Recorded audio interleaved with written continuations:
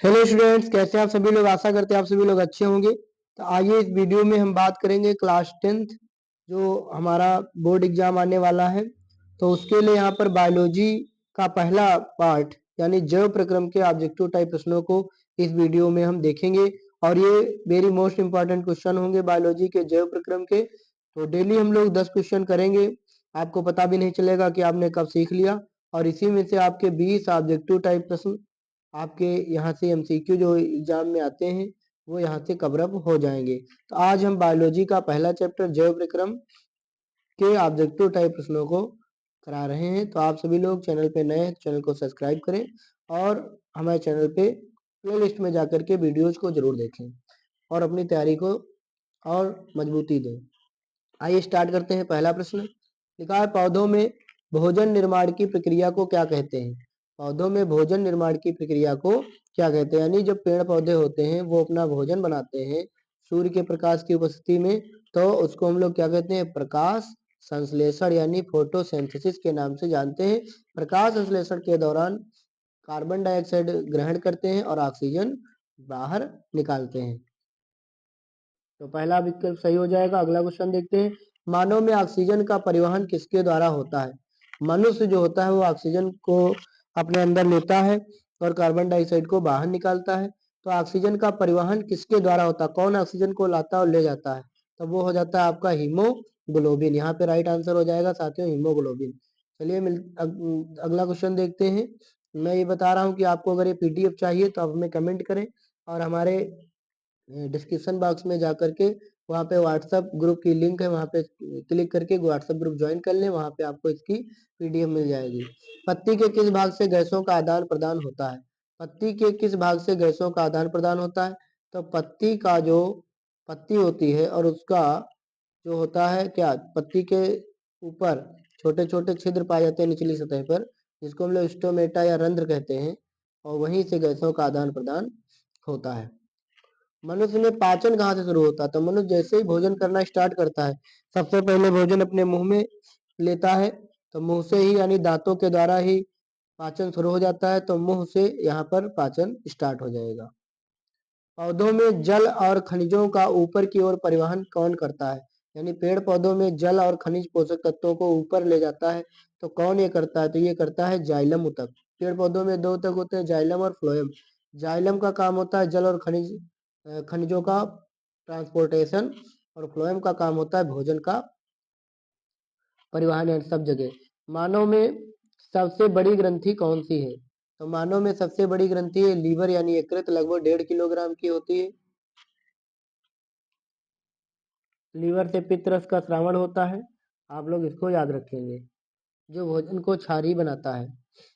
अगला प्रश्न देखते हैं, निम्नलिखित में से कौन सा ऊतक तरल संयोजी ऊतक है। कौन सा ऊतक तरल संयोजी ऊतक है, तो इसमें जो है आपका क्या आंसर हो जाएगा, आपका हो जाएगा रुधिर यानी रक्त। ब्लड ही ऐसा होता है जिसमें जो है तरलता पाई जाती है, यानी थोड़ा गीला होता है। पेशी ऊतक ये तो हड्डी हो गई, ये गीली नहीं होगी। तंत्रिका ऊतक ये भी नहीं, और ओपिथेलियल ऊतक मतलब ये हो गया मतलब खाल वगैरह आपकी त्वचा, तो ये भी नहीं। निम्नलिखित में से किसे सुपोषक कहा जाता है। सुपोषक उसे कहा जाता है जो अपने भोजन को स्वयं नहीं बना पाते, गलत। जीव अपना भोजन स्वयं बनाते हैं, ये बी विकल्प यहाँ पे राइट आंसर हो जाएगा। जीव जो अपना भोजन स्वयं संश्लेषित करते हैं। दिन के समय पौधे किस गैस को उत्सर्जित करते हैं, तो दिन के समय क्या होता है, प्रकाश संश्लेषण की घटना होती है और ऑक्सीजन बाहर निकालते हैं पेड़ पौधे, कार्बन डाइऑक्साइड लेते हैं और ऑक्सीजन उत्सर्जित करते हैं। आधुनिक अध्ययन के अनुसार जैव प्रक्रम में निम्न में से क्या क्या प्रक्रियाएं सम्मिलित होती हैं।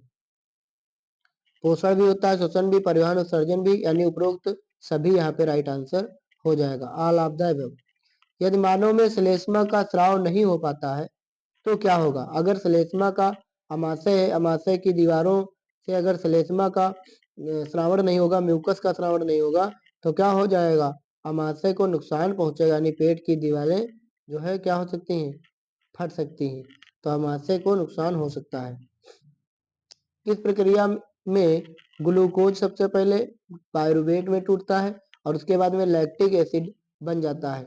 जब हड्डियों में दर्द होने लगती है, हाथ पैर दर्द करने लगते हैं, तो ये होता है अवावीय श्वसन, मतलब बिना हवा बिना ऑक्सीजन की उपस्थिति में जो श्वसन होता है उसको हम अवायवीय श्वसन कहते हैं। और वायवीय श्वसन जो ऑक्सीजन की उपस्थिति में होता है, जिसमें एटीपी के अणु बनते हैं, ठीक, 38 एटीपी के अणु बनते हैं, तो वो होती है वायवीय श्वसन। और ये होता है अवायवीय श्वसन, इसमें 2 एटीपी के अणु बनते हैं, रिनोसिन ट्राइफॉस्फेट।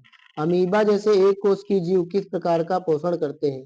तो अमीबा जैसे एक कोष की जीव विषम पोषक प्रकार का पोषण करते हैं, विषम पोषी होते हैं अमीबा। चलिए नेक्स्ट देखते हैं, मानव वृद्धि व समुचित क्रियाकलाप के लिए कौन सी क्रिया आवश्यक है? मानव वृद्धि व समुचित क्रियाकलाप के लिए कौन सी क्रिया आवश्यक है?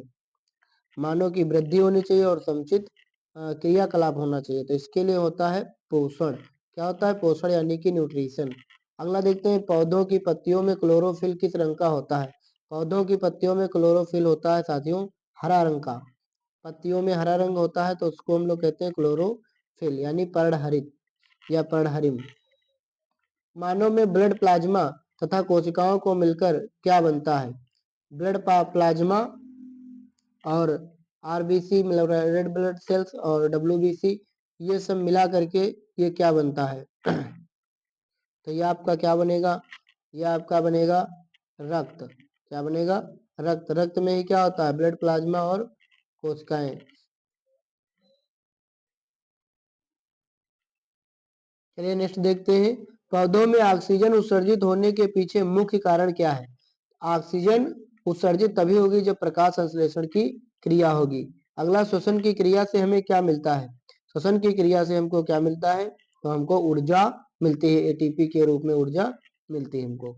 निम्नलिखित में से कौन सी क्रिया उत्सर्जन की श्रेणी में आती है? कौन सी क्रिया उत्सर्जन की श्रेणी में आती है? तो CO2 का उत्सर्जन, भोजन का पाचन, भोजन का ग्रहण, पोषक तत्व का उत्सर्जन। तो यही होगा कार्बन डाइऑक्साइड का उत्सर्जन, क्योंकि हम लोग जब ऑक्सीजन ग्रहण करते हैं तो कार्बन डाइऑक्साइड का उत्सर्जन करते हैं। शाकाहारी तथा मांसाहारी जानवरों की छोटी आंत की लंबाई में क्या अंतर होता है? तो जो शाकाहारी जैसे हम लोग हैं, तो हमारी सबकी छोटी आंत क्या होती है? एक मिनट, ये नहीं, मांसाहार की, ये शाकाहार की छोटी आंत लंबी होती है, जो छोटी आंत होती है वो बड़ी होती है और बड़ी आंत होती है वो छोटी होती है। तो पौधों में रंध्र यानी स्टोमेटा किस कोशिकाओं द्वारा नियंत्रित होते हैं? मतलब किसके द्वारा वो खुलते और बंद होते हैं? मतलब जो छोटे छोटे छिद्र होते हैं स्टोमेटा, वो उनके लिए होती है कौन सी? द्वार कोशिकाएं। कौन सी होती है? Guard cell. Guard, GAURD, guard cell, ठीक। गार्ड सेल का मतलब क्या है? द्वार कोशिकाएं।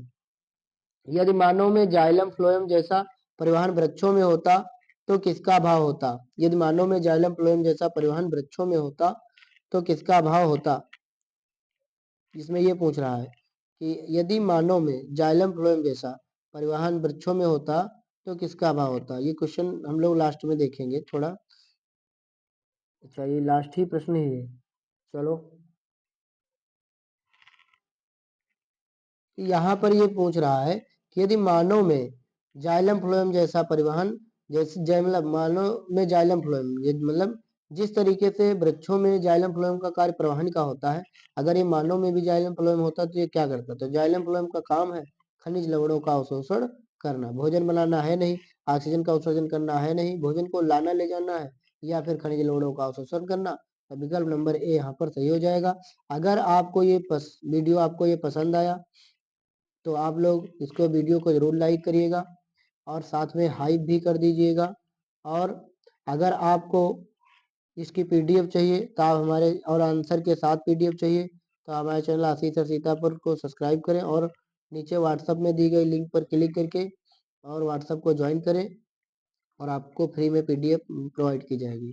तो धन्यवाद, मिलते हैं नेक्स्ट वीडियो में। Take care, bye bye, thank you.